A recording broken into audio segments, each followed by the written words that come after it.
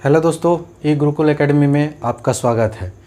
पिछले क्लास में जैसा कि हम लोगों ने देखा था इंट्रोडक्शंस अबाउट रियल नंबर, आज हम लोग ये पढ़ेंगे इक्लिप्स डिवीज़न लेमा के बारे में और साथ साथ में है ना इक्लिप्स डिवीज़न एल्गोरिदम के बारे में जानेंगे।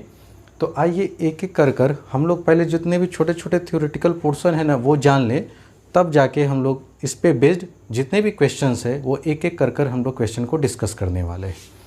तो आइए पहले थ्योरी समझिए कि आखिर ये इक्लिप्स डिवीज़न लेमा है क्या। 10th के बच्चों के लिए ये सबसे बड़ा हार्ड चैप्टर माना जाता है। क्यों? क्योंकि इसे टीचर अच्छे ढंग से पढ़ा नहीं पाते हैं, बहुत सारे टीचर, और कुछ टीचर इसको बहुत अच्छे ढंग से पढ़ाते हैं। और अच्छे ढंग से अगर पढ़ा दिया जाए तो ये जो नया चैप्टर है देखने में ये काफ़ी लेंदी लगता है, लेकिन है काफ़ी ईजी। और आइए हम लोग ये देखेंगे कि इसको कैसे हम लोग ईजी वे में हैंडल करेंगे। और अगर इसका थ्योरेटिकल पोर्शन एक बार आप समझ गए ना, तो मैं गारंटी के साथ कहता हूँ कि आपको कोई भी क्वेश्चन में फंसने नहीं दूंगा। आइए पहले हम समझते हैं कि आखिर ये इक्लिप्स डिवीज़न लेमा है क्या। जैसा कि आइए कुछ एग्जाम्पल देखते हैं हम लोग। जैसे मैंने आपके पास दो नंबर दिया, दो नंबर, एक 2 और दूसरा नंबर मैंने लिखा 5। और अब मैं ये कहूँ कि ठीक है 5 में 2 से डिवाइड करो, तो जनरली बच्चे क्या करेंगे, 2 2 ज़ा 4, रिमाइंडर कितना आया 1। ठीक है, अब यहीं से हम लोग बचपन में पढ़े थे क्या कि अगर हमको ये बीच वाला टर्म चाहिए 5 चाहिए, तो ये 5 कैसे आएगा, इन दोनों का हम लोग प्रोडक्ट लेते हैं। तो 2 × 2, और जो ये बचा ना ये मेरा रिमाइंडर कहलाता है, ये वाला मेरा कोसेंट कहलाता है, ये मेरा क्या कहलाता है, डिवाइज़र, और जिसमें भागा देते हैं ना ये कहलाता है मेरा डिविडेंड। ठीक है, तो ये अगर डिविडेंड की वैल्यू हमको ऑब्टेन करना हो ना, तो डिवाइज़र को पहले हम लोग कोसेंट से मल्टीप्लाई करेंगे और साथ में एक बार रिमाइंडर जोड़िए। तो देखिए तो रिजल्ट क्या आता है, 2 2 ज़ा 4 और +1 जो कि किसके बराबर आ गया, हमारे ओरिजिनल डिविडेंड के बराबर आ गया। अब इसी चीज़ का एडवांस रूप है और कुछ नया नहीं है। ये आपका इक्लिप्स डिवीज़न लेमा दरअसल जो हम लोग छोटे क्लास में डिवीज़न पढ़े थे उसी का एप्लीकेशन एक नए नाम से आ गया, इक्लिप्स डिवीज़न लेमा। अब यहाँ पे 2 और 5 कैसे नंबर थे, दो पॉजिटिव इंटीजर्स थे। तो ये थ्योरी क्या करता है, for any 2 given positive integers, कोई भी आपके पास दो गिवन पॉजिटिव इंटीजर्स अगर आपको मालूम हो, तो there exist a unique whole numbers Q and R। तो वहाँ पे क्या एग्जिस्ट करता है, कोई भी दो होल नंबर एग्जिस्ट करेगा Q और R। मान लेते हैं यहाँ पे Q मेरा क्या है, कोसेंट है, और R यहाँ पे क्या है, रिमाइंडर है। इस तरह से है कि ये जो A है ना ये बराबर होगा BQ + R के, जहाँ पे कंडीशन, ये सबसे इम्पॉर्टेंट लाइन है पूरे इक्लिप्स डिवीज़न लेमा में। जो बच्चा इस लाइन को समझ गया ना, समझो वो चैप्टर इसके लिए हलवा हो गया। अब कैसे करेंगे वो समझिए, क्या कह रहा है नोटेशन कि R का वैल्यू हमेशा B से कम होगा, छोटा होगा, लेकिन R का वैल्यू या तो 0 हो सकता है या 0 से बड़ा हो सकता है। इसका मीनिंग यही है ना, R का वैल्यू B से तो हमेशा छोटा होगा, लेकिन R का वैल्यू 0 के बराबर या 0 से बड़ा भी हो सकता है। अब आइए यहाँ पे ये B क्या था, तो B मेरा क्या था, यहाँ पे देखो ध्यान से, B मेरा कहलाता है डिवाइज़र, Q क्या कहलाता है, कोसेंट, और R क्या कहलाता है, रिमाइंडर, और A क्या कहलाता है, डिविडेंड। तो अब यहाँ पे मैंने एक एक कर सारे टर्म को डिफाइन किया है कि A यहाँ पे क्या है, डिविडेंड है, B यहाँ पे क्या है, डिवाइज़र है, Q यहाँ पे क्या है, कोसेंट है, और R यहाँ पे क्या है, रिमाइंडर है। ठीक है, तो यहाँ से एक रिलेशन हमारे पास आता है, और वो रिलेशन ये कि डिविडेंड इज इक्वल टू क्या होता है फ्रेंड, डिवाइज़र इंटू कोसेंट और प्लस रिमाइंडर। ठीक है, तो यही था आपका इक्लिप्स डिवीज़न लेमा कि अगर कोई भी दो पॉजिटिव इंटीजर्स हो, वहाँ पे होल नंबर एग्जिस्ट करता है Q और R, और इस तरह से एग्जिस्ट करता है कि A is equal to always होता है BQ + R के, जहाँ R का वैल्यू B से, डिवाइज़र से तो छोटा होता है, लेकिन R का वैल्यू 0 के बराबर या 0 से बड़ा भी हो सकता है। और इस तरह से एक रिजल्ट ऑब्टेन हुआ, dividend is equal to divisor into quotient और प्लस रिमाइंडर। अब इसी तरह से जैसे हम लोग इक्लिप्स डिवीज़न लेमा के बारे में जाने, अब हम लोग एल्गोरिदम के बारे में जानेंगे। तो एल्गोरिदम क्या है, तो N algorithm is a series of well defined steps. तो ये कुछ नहीं है, अगर आप थोड़ी देर के बाद देखेंगे कि हम लोग एचसीएफ निकालना सीखेंगे एल्गोरिदम की मदद से। तो जो भी हम लोग स्टेप्स इन्वॉल्व होगा ना, उस चीज़ को, जो चीज़ पहले से ऑलरेडी प्रूव्ड है, लेकिन उसको प्रूव करने के लिए हम जो सर्टेन स्टेप्स को फॉलो करेंगे ना, वो सर्टेन स्टेप्स ही क्या कहलाता है, एल्गोरिदम कहलाता है। और यहीं से हम लोग को अब पढ़ना है क्या, यूक्लिड्स डिवीज़न एल्गोरिदम। और ये लास्ट मेरा थ्योरेटिकल पोर्शन है इस टॉपिक का।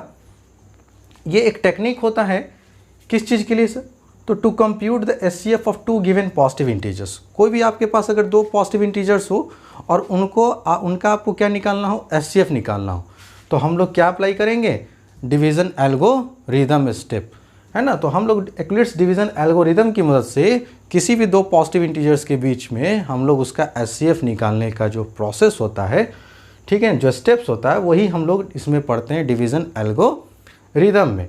तो मान लीजिए कि कोई भी पॉजिटिव इंटीजर आपके पास ए और बी दिया हुआ है, जहां ए ऑलवेज क्या है, बी से ग्रेटर है, तो हम लोग क्या क्या फॉलोइंग स्टेप्स इन्वॉल्व करेंगे, वही हम लोग को देखना है, ठीक है।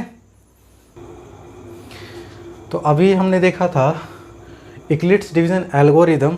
कोई भी अगर दो पॉजिटिव इंटीजर्स आपके पास में दिए हुए हों, मान लीजिए एक पॉजिटिव इंटीजर आपके पास ए है और दूसरा पॉजिटिव इंटीजर बी है, जहाँ पे ये कंडीशन होता है कि ए ग्रेटर देन क्या है, बी है, तो इनके मदद से हम लोग उस दो पॉजिटिव इंटीजर्स का एचसीएफ कैसे निकालते हैं, वही दरअसल हमको बताता है कौन, यूक्लिड्स डिवीज़न एल्गोरिदम का हम लोग एप्लीकेशन या यूजेस में पढ़ते हैं वो चीज़।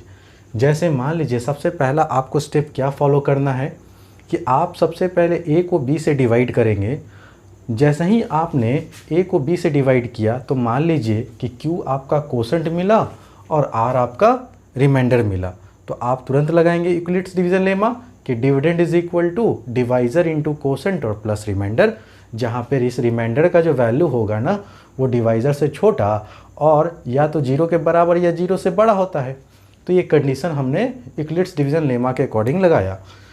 अब देखिए, अगर इस रिमाइंडर का वैल्यू पहला स्टेप 2 में if R is equal to zero, मतलब अगर आप यहाँ पे रिमाइंडर अगर जीरो आ गया, तो आपका एचसीएफ जो होगा ए और बी का वो बी हो जाएगा। इन केस अगर रिमाइंडर जीरो नहीं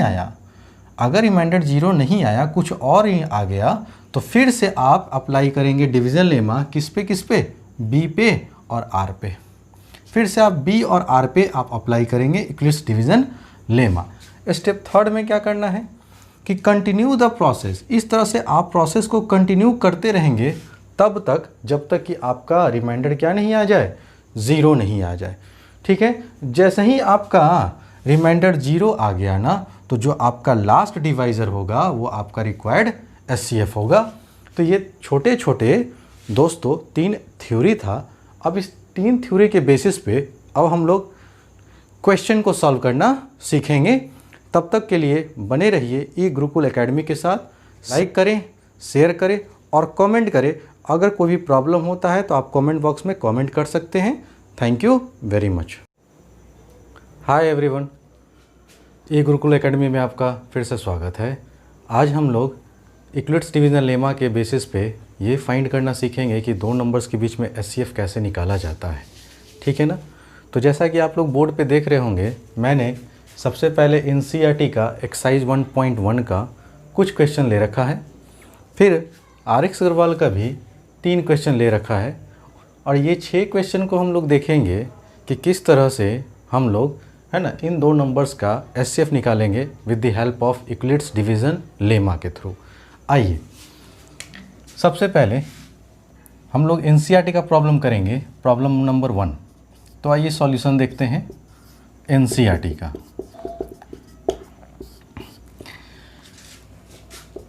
दो नंबर जो है वो है 135 एंड 225।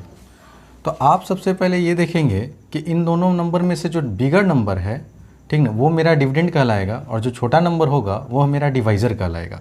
तो आप सबसे पहले हेयर 225 ग्रेटर दैन 135 लिखेंगे। अब आप लगाएंगे by applying Euclid's division algorithm. Algorithm we have. तो हम लोग क्या करेंगे फ्रेंड्स कि डिवीज़न का जो प्रोसेस है वो राइट साइड करेंगे, ठीक है ना, और जो भी स्टेप आएगा ना उसको हम लोग लेफ़्ट साइड कर ये दिखाएंगे सारे स्टेप को कि कैसे कैसे किया गया है। तो एक बार ध्यान से देखिएगा। तो सबसे पहले डिविडेंड को लिखा गया और डिवाइज़र मेरा है 135। तो जाहिर सी बात है एक बार में अगर आप ले जाएंगे तो ये आएगा 135। 5 में से 5 गया 0, 12 में से अगर 3 जाएगा फ्रेंड तो बचेगा 9 और ये तो कैंसिल हो जाएगा। अब ये जो आप स्टेप किए ना उसी को आप यहाँ पे लिख दीजिए स्टेप 1 में,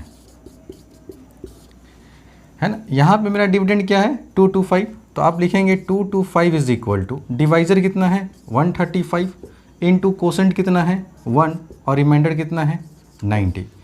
हमने कहा था ना कि ये प्रोसेस तब तक कंटिन्यू करना है जब तक कि आपका रिमाइंडर क्या नहीं आ जाए, 0 नहीं आ जाए, तब तक आप इस प्रोसेस को कंटिन्यू करेंगे। अब क्या होगा अगले स्टेप में, ये जो मेरा रिमाइंडर 90 है ना ये बन जाएगा डिवाइज़र और ये जो मेरा डिवाइज़र था ना वो बन जाएगा डिविडेंड। तो आप वापस से इस 135 को यहाँ पे उतारेंगे और फिर से डिवाइड लगाना शुरू करेंगे।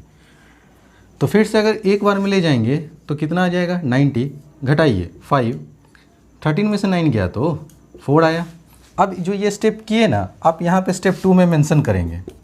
स्टेप नंबर 2 हमने क्या किया, डिविडेंड यहाँ पे क्या है 135, इस बार डिवाइज़र कितना है 90, कोसेंट कितना है 1 और रिमाइंडर कितना है 45। अब अगेन देखेंगे फ्रेंड कि ये जो 90 मेरा अभी जो है डिवाइज़र था ये वापस से आप इसको यहाँ लिखेंगे और इसको डिविडेंड बनाएंगे और आप देखेंगे कि 45 2 जा कितना हो गया फ्रेंड 90 और इस केस में आपका रिमाइंडर क्या आ गया 0। आप इस स्टेप को लिखेंगे step number 3, 90 is equal to 45 into 2 और प्लस रिमाइंडर क्या है फ्रेंड यहाँ पे 0। जैसे ही आपका रिमाइंडर 0 होता है ना तो जो लास्ट डिवाइज़र होता है वही तो हमारा एचसीएफ होता है। तो देयरफॉर रिक्वायर्ड एचसीएफ किसका 135 225। तो रिक्वायर्ड एचसीएफ जो हो गया 135 एंड 225 का वो फ्रेंड कितना हो गया 45।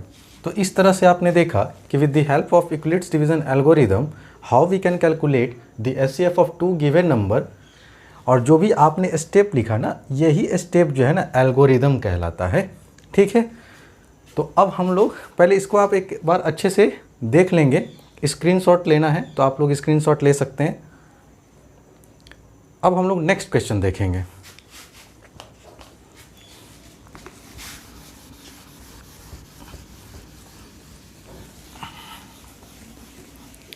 तो सॉल्यूशन नंबर 2। आइए सेकेंड क्वेश्चन की बात करते हैं फ्रेंड।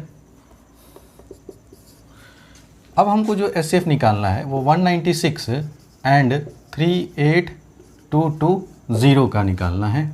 तो आप फिर से यहाँ लिखेंगे हेयर जो बड़ा नंबर है वो आपका एक्चुअली डिविडेंड होता है और डिविडेंड हमेशा डिवाइजर से तो बड़ा होता है, आप इस तरह से लिख देंगे। फिर आप ये लिखेंगे bye applying Euclid's division algorithm. अब क्या करेंगे कि आप 196 है ना वो आपका डिवाइज़र हुआ और 38220 आपका क्या हो गया डिविडेंड हो गया। अब आप इसको देखिए डिवाइड लगाइएगा तो ये पूरी बार में अगर आप 196 और 195 को अगर आप इंटू करें तो देखिए क्या आता है 5 6 जा 30, 5 9 जा 45 3 48 कैरी 4, 5 1 जा 5 और 4 9 हो गया, 9 6 जा 54 कैरी 5, 9 9 जा 81 81 और 5 86 कैरी फिर से 8, 9 1 जा 9 और 9 8 कितना हो गया दोस्तों 17। फिर हो गया आपका 6 9 और 1 0 8 4 12, 9 और 1 10 10 16 16 में 4 दिए 20 22, फिर 9 7 17 और 1 18 और ये कितना हो गया। तो आपने क्या देखा कि अगर मैं 196 को 195 से डायरेक्ट मल्टीप्लाई करूं तो ये पूरी कैंसिल आउट हो जाता है। तो इस केस में आप सीधे यहाँ पे राइट करेंगे 195 और ये 38220 पूरी कैंसिल हो गया, ठीक है।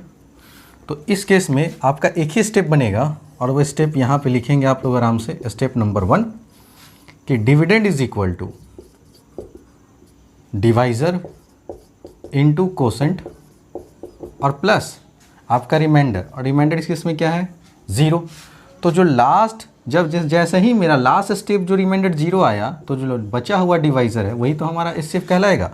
देयरफॉर आप लिखेंगे कि रिक्वायर्ड एचसीएफ किसका किसका ब्रैकेट में करके लिखिए 504, 11 क्या था 196 और 38220 का जो एचसीएफ आया वो कितना आया आपका 196। तो इस क्वेश्चन का आंसर होगा 196।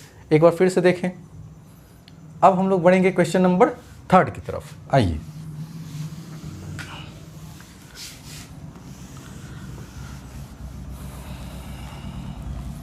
क्वेश्चन नंबर 3 देखेंगे। आपको जो लिखना है हेयर 255 ग्रेटर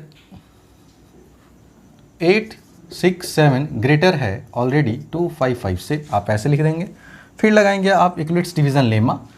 अब आप डिवीज़न की प्रोसेस यहाँ पे करेंगे। 867 को डिवाइड करना है आपको 255 से, ठीक है। अगर आप इसको 3 बार में ले जाएंगे तो देखिए क्या आता है। तो 5 3 ज़ा 15, 5 3 ज़ा 15 और 1 16, कैरी 1, 3 2 ज़ा 6 और 1 कितना आया फ्रेंड 765। और अगर 255 को अगर 4 बार में चेक करेंगे क्या आता है तो 5 4 ज़ा 20, 5 4 ज़ा 20 और 2 22, फिर 4 2 ज़ा 8 और 2। तो ये देखिए मैक्सिमम हो गया, तो हमको तो मिनिमम लेना है, इससे छोटा होना चाहिए। तो 3 बार में तो हमारा डिवीज़न का प्रोसेस चला जाएगा। 765 सब्ट्रैक्ट कीजिए, 7 में से 5 गया 2, 6 में से 6 जाएगा तो 0, 8 में से 7 जाएगा तो 1। अब हम लोग क्या करेंगे, इस जो भी स्टेप किए हैं ना डिवीज़न का उसको आप यहाँ पे मेंशन कीजिए। स्टेप 1 में डिविडेंड इस केस में कितना है 867, डिवाइज़र रहा आपका 255 इनटू कोसेंट और रिमाइंडर क्या हो गया 102। अब आपका फिर से जो है इसको रब कर देते, वापस से आप इस डिवाइज़र को डिविडेंड बनाएंगे 255 और आप अगर 102 को 2 से मल्टीप्लाई कीजिए तो ये चला जाएगा ना 2 बार में, तो 2 बार में ले गए 204। सब्ट्रैक्ट कीजिए, 5 में से 4 गया 1, फिर यहाँ 5 और ये कैंसिल। अब इस स्टेप को फिर से यहाँ मेंशन कीजिए। स्टेप नंबर 2, इस केस में मेरा डिविडेंड कितना है फ्रेंड 255, तो 255 डिवाइज़र कितना है 102, कोसेंट कितना है 2 और रिमाइंडर कितना है फ्रेंड 51। अगेन इस डिवाइज़र को आप फिर से अगेन डिविडेंड बनाएंगे और अगर आप 2 बार में ले जाएंगे ना तो ये पूरा का पूरा कैंसिल आउट होके 0 दे देगा रिमाइंडर। तो स्टेप नंबर 3 में आप लिखेंगे कि इस केस में हमारा जो डिविडेंड आया 102 ये किसके बराबर होगा डिवाइज़र इंटू कोसेंट 51 इंटू 2 और रिमाइंडर क्या है फ्रेंड 0। तो आपका जैसे ही रिमाइंडर आपका 0 आ गया ना तो आपका जो लास्ट डिवाइज़र होता है वही तो दरअसल एचसीएफ होता है। तो इस केस में आप कह सकते हैं देयरफॉर रिक्वायर्ड एचसीएफ किसका किसका निकालें हम लोग 867 का और 255 का इज़ 51। तो इस तरह से इस क्वेश्चन का सॉल्यूशन का आंसर कितना आया 51। तो आपने देखा कि एनसीईआरटी का एक्सरसाइज 1.1 का हमने 3 क्वेश्चन कितनी आसानी से है ना सॉल्व किया, और आप भी कर सकते हैं। जी जहाँ से भी जो क्वेश्चन मिले आप क्वेश्चन लीजिए। अब आप एचसीएफ निकालना सीख गए हैं। अब ठीक हम लोग आरएक्स अग्रवाल का क्वेश्चन देखेंगे 3 क्वेश्चन, और फिर देखेंगे आगे इक्विलिट्स डिवीज़न लेमा पे जो प्रूफिंग वाले सवाल आते हैं जो कि काफ़ी इंपॉर्टेंट होते हैं एग्जामिनेशन पॉइंट ऑफ व्यू से। और कभी कभी ये जो आपका एचसीएफ निकालने के लिए आता है ना वो 1 या 2 नंबर में भी कभी कभी पूछ लिया जाता है। इसलिए आप इसे अच्छे से राइट डाउन करें, स्क्रीनशॉट ले लें, ठीक है। अब हम लोग आरएक्स अग्रवाल का पहला एक्सरसाइज का क्वेश्चन नंबर 4 का फर्स्ट पार्ट, सेकंड पार्ट और थर्ड पार्ट में देखेंगे कि किस तरह से इक्विलिट्स डिवीज़न लेमा के हेल्प से फिर से हम लोग एचसीएफ निकालना सीखेंगे, ठीक है ना। तो आइए सॉल्यूशन नंबर 1 करते हैं।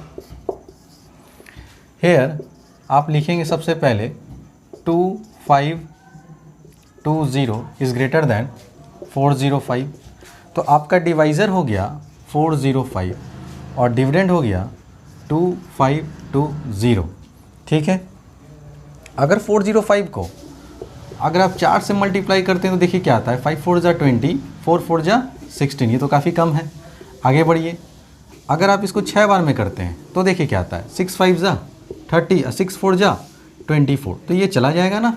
तो हम 6 बार में ले गए, 2 4 3 0, सब्ट्रैक्ट कीजिए, 0 12 में से 3 जाएगा तो 9, 4 में से 4 गया तो फिर से 0 और ये भी 0। ठीक है, तो आप इसको यहाँ मेंशन करेंगे स्टेप वाइज। तो स्टेप 1 में हमने क्या किया, डिविडेंड क्या था 2520 और डिविडेंड बराबर क्या होता है, डिवाइज़र इंटू कोसेंट। तो 405 इंटू 6 और रिमाइंडर इस केस में क्या आया 90। ठीक है, अब आप क्या करेंगे कि वापस इस डिवाइज़र को आप डिविडेंड बनाएंगे 405। अगर आप 90 को अगर 5 से मल्टीप्लाई कर देंगे तो 45 हो जाएगा। तो हम इसको कितने बार में ले जाएंगे, 4 बार में। तो 9 4 जा 36 और एक 0 लगा दीजिए, 5 में से 0 जाएगा तो 5, फिर यहाँ आया 10 में से 6 जाएगा तो क्या आया 4 और ये कैंसिल हो गया। अब आपका आ गया स्टेप नंबर 2। तो इस केस में मेरा डिविडेंड कितना था 405, डिवाइज़र कितना था 90, कोसेंट कितना था 4 और रिमाइंडर कितना था फ्रेंड 45। अब लास्टली ये जो मेरा डिवाइज़र है ये फिर से मेरा क्या बन जाएगा, डिविडेंड। और आप देख रहे हैं कि 2 बार में ले जाएंगे तो 90 और कैंसिल होने के बाद आपका रिमाइंडर 0 आ जाएगा। तो आप स्टेप नंबर 3 में लिखेंगे डिविडेंड। तो डिविडेंड इस केस में कितना है 90, डिवाइज़र कितना है 45, कोसेंट कितना है 2 और रिमाइंडर क्या आया 0। जैसे ही मेरा रिमाइंडर 0 आ गया तो हमारा जो लास्ट डिवाइज़र होता है ना वही SCF होता है। तो देयरफॉर रिक्वायर्ड SCF किसका तो 2520, 405 का इज़, आपने कहा SCF सर इसका 45 आएगा। तो आप देखिए ध्यान से, एक चीज़ आप नोटिस कर रहे होंगे कि जब जब हम यूक्लिड्स डिवीज़न लेमा लगा रहे हैं ना तो डिविडेंड बराबर divisor into quotient plus remainder. और अगले स्टेप में आप देखिए तो 405 फिर से आ गया आपका, यहाँ लिखाया, ये 90 फिर यहाँ लिखाया, और अगर आगे भी रहता तो ये 45 यहाँ लिखते चले जाते। तो आप क्या देख रहे हैं, हर स्टेप में वापस से मेरा जो डिवाइज़र है वो डिविडेंड बना जा रहा है। यहाँ भी देखिए डिवाइज़र है जो वंस अगेन डिविडेंड बन गया। अगर आगे ये 0 नहीं रहता तो आगे फिर ये 45 जो होता हमारा डिविडेंड बनता। ठीक है ना। तो फिर से देखें, आगे हम लोग पढ़ेंगे, क्वेश्चन नंबर 2 को सॉल्व करेंगे। मिटा रहा हूं दोस्तों।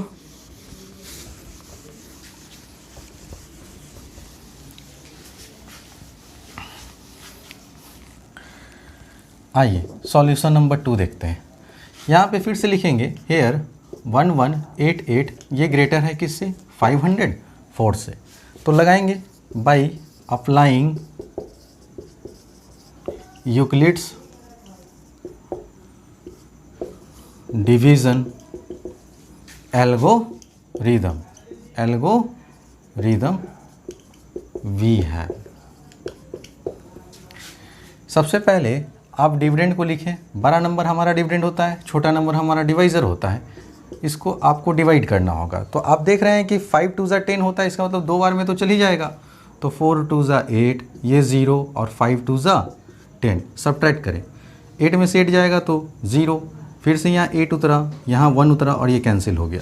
अब इस स्टेप को आप आराम से लिखें। स्टेप 1 में मेरा इस केस में डिविडेंड था 118, डिवाइज़र आया 504, कोसेंट आया 2 और रिमाइंडर कितना आया तो 180। वापस से आप इस डिवाइज़र को डिविडेंड बनाएंगे और वापस से आप इसको डिवाइड करेंगे। 504 यहाँ लिखेंगे, अब डिवाइड कीजिए। अब यहाँ देख रहे हैं 18 है, अगर 18 का टेबल हम 3 बार पढ़ेंगे तो 18 3 जा कितना हो जाएगा 54, जो कि ज़्यादा हो जाएगा। तो आप इसको यहाँ पे 2 बार में ले जा सकते हैं। 18 2 जा 36 तो 360। अब यहाँ आया 4, 10 में से 6 जाएगा फ्रेंड तो बचेगा फिर से 4, 4 में से 3 जाएगा तो बचेगा 1। तो वापस से हमने लिखा स्टेप 2 में 504 मेरा वापस से डिविडेंड बन जाएगा। डिवाइज़र इस केस में कितना है दोस्तों 180, कोसेंट कितना है 2 और रिमाइंडर कितना है 144। आप लोग को उम्मीद करता हूँ कि समझ में एक एक स्टेप आ रहा होगा, क्योंकि बहुत आराम से बस एक स्टेप डिवीज़न कर रहे हैं और यहाँ वो स्टेप को लिख दे रहे हैं कि डिविडेंड क्या है, डिवाइज़र क्या है, कोसेंट क्या है, रिमाइंडर क्या है। फिर अगला स्टेप में वही किया जा रहा है कि डिविडेंड क्या है, डिवाइज़र क्या है, कोसेंट क्या है और रिमाइंडर क्या है। अब वापस से आप इस है ना डिवाइज़र को वापस से आप डिविडेंड बनाएंगे तो एक बार में ले जाएंगे 144, 10 में से 4 गया 6, 7 में से 4 आएगा तो क्या बचेगा 3 और ये कैंसिल हो गया। वापस से आप स्टेप नंबर 3 को मेंशन करेंगे 180, ये देखिए ये मेरा यहाँ पे क्या था डिवाइज़र, यहाँ बन गया डिविडेंड। तो डिविडेंड बराबर डिवाइज़र है यहाँ पे इस केस में 144, कोसेंट है 1 और रिमाइंडर है 36। ठीक है फ्रेंड, अब हम लोग क्या करेंगे, देखिए आप लोग के लिए जगह नहीं होगा नीचे तो हम यहाँ पे कर रहे हैं। अब ये 36 में है ना 144 में हम लोग 36 से डिवाइड करेंगे। तो अगर 36 को 4 बार में मल्टीप्लाई कीजिए तो 6 4 जा 24, 2 4 3 जा 12 और 12 2 कितना हो गया फ्रेंड 144। इसका मतलब कि अगर अब यहाँ 4 बार में ले जाएंगे ना तो ये 144 पूरा पूरी कैंसिल हो गया और रिमाइंडर क्या आ गया 0। तो आपका लास्ट स्टेप हो गया स्टेप नंबर 4 में कि डिविडेंड, इस डिवाइज़र को डिविडेंड बनाइए। कोसेंट है 36, डिवाइज़र है 36, कोसेंट कितना है 4 और इस केस में रिमाइंडर क्या आया 0। तो ये जो लास्ट स्टेप में जैसे ही आपका रिमाइंडर 0 आता है फ्रेंड, तो ये जो लास्ट डिवाइज़र होता है यहाँ से भी देखिए और यहाँ से भी देखिए, दोनों से देखने आना चाहिए कि इस केस में लास्ट डिवाइज़र 36 है और इस केस में लास्ट डिवाइज़र कितना है 36। तो आपका हेंस रिक्वायर्ड HCF किसका 504, 1188 इज़ 36 और यही आपका आंसर हो गया। ठीक है ना, तो बढ़िया से एक बार देखिए, स्क्रीनशॉट लेते जाएंगे। अब हम लोग लास्ट क्वेश्चन बात करेंगे कि लास्ट क्वेश्चन का हम लोग HCF निकालेंगे कैसे, आइए वो देखते हैं।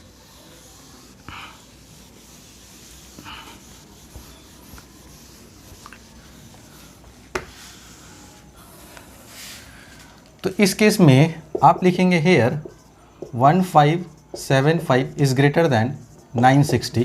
तो इस केस में आपका 1575 आपका डिविडेंड हो गया, डिवाइज़र हो गया 960, है ना। एक बार में ले जाइए फ्रेंड, क्योंकि 9 2 18 हो जाएगा जो कि 15 ही है यहाँ पे, इसलिए एक ही बार में जाएगा 960।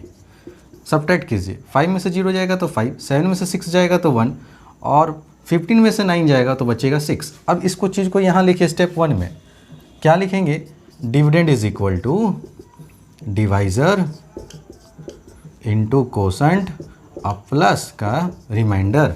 ठीक है, अब वापस से इस डिवाइज़र को डिविडेंड बनाएंगे और फिर से डिवाइड करेंगे एक बार में कितना 615, 10 में से 5 गया 5, 5 में से 1 जाएगा तो फ्रेंड क्या बचेगा 4 और 9 में से 6 जाएगा तो 3। अब स्टेप 2 में लिखेंगे कि 960 वापस से मेरा क्या बन गया डिविडेंड, डिवाइज़र है इस केस में 615, कोसेंट है यहाँ पे 1 और रिमाइंडर है 3 4 5। अब वापस से 615 को वापस से उतारिए, इसको डिवाइड कीजिए। तो अगर हम 345 है ना, अगर 2 बार में करते हैं तो 5 दूनी 10, 7 में 4 दूनी 8 और 1 9 और 3 दूनी 6, ये 690 ज़्यादा हो जाता है तो हम एक ही बार में ले जाएंगे 3 4 5 0, 11 में से 4 गया 7, 5 में से 3 गया 2। तो यहाँ से मेरा आ गया 615 वापस से dividend is equal to divisor into quotient और प्लस रिमाइंडर। अब क्या करेंगे, अब देखिएगा ध्यान से, वापस से 340 यहाँ लिखाएगा, स्पेस नहीं होने के कारण मैं यहाँ कर रहा हूँ।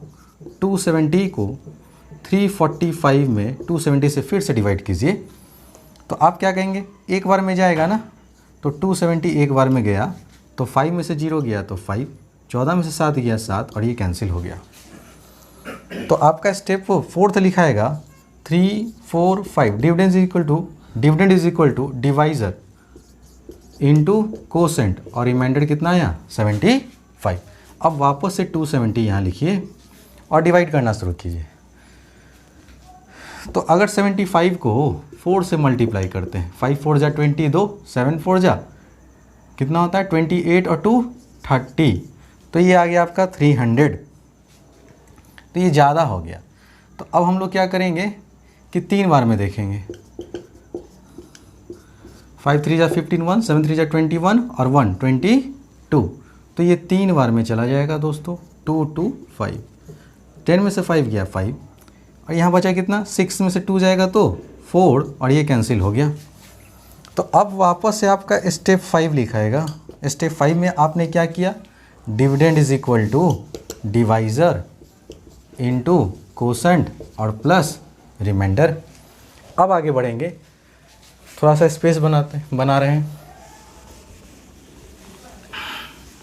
ध्यान से देखिएगा। अब वापस से इस 75 में 45 से डिवाइड कीजिए, तो वो एक बार में जाएगा 45, ये 0, 7 में से 4 गया 3। तो अब आपका स्टेप 6 जो है वो लिखाना शुरू होगा। स्टेप नंबर 6 देखिए,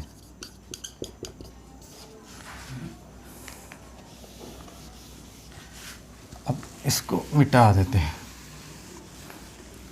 यहाँ लिख रहे हैं स्टेप नंबर 6 में, इस केस में मेरा डिविडेंड है 75, डिवाइज़र है 45, कोसेंट आया 1 और रिमाइंडर आया 30।